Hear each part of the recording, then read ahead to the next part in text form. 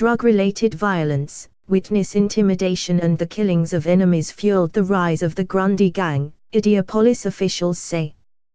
But trying to prove those allegations in court has proven difficult. Dwight Adams /Indistar. IMPD officers investigate at the scene of a double fatal shooting at the Rural Street Pantry at Rural Street and Brookside Avenue.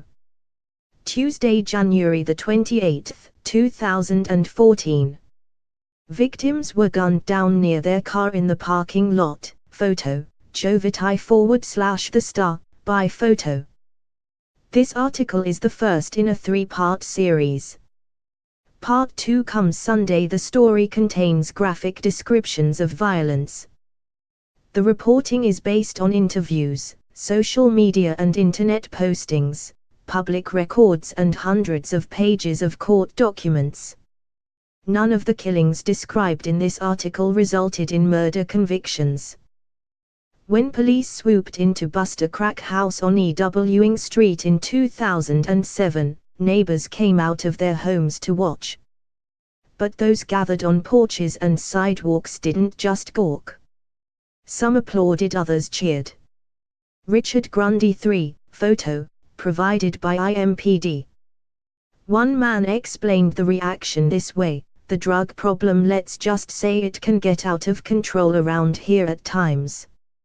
Among the 6 men led out of that crack house in handcuffs was 18-year-old Richard Grundy 3, whose life over the next decade would become emblematic of the city's failure to rein in the mayhem thousands of Hoosiers face on Indy's meanest streets.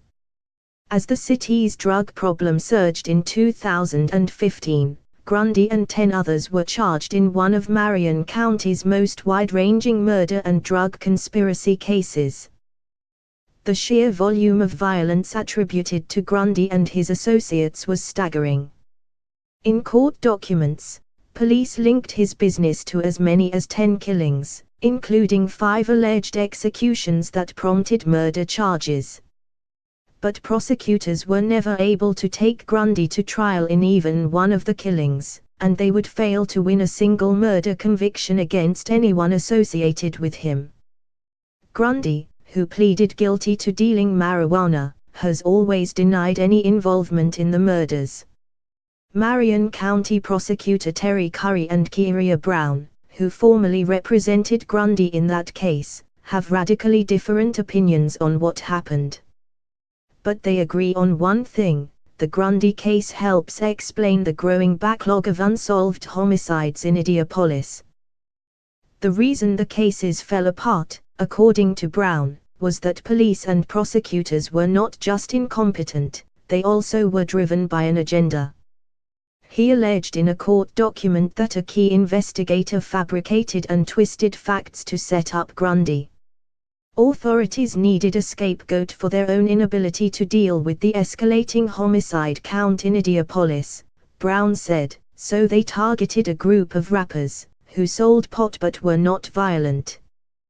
To Brown, Grundy's story reveals the cost of poor police work.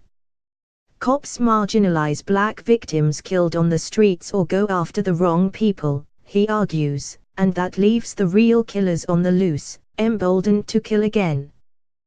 Curry vehemently denies any impropriety in his office's prosecution of the Grundy crew. "We don't," he stated emphatically, "make things up.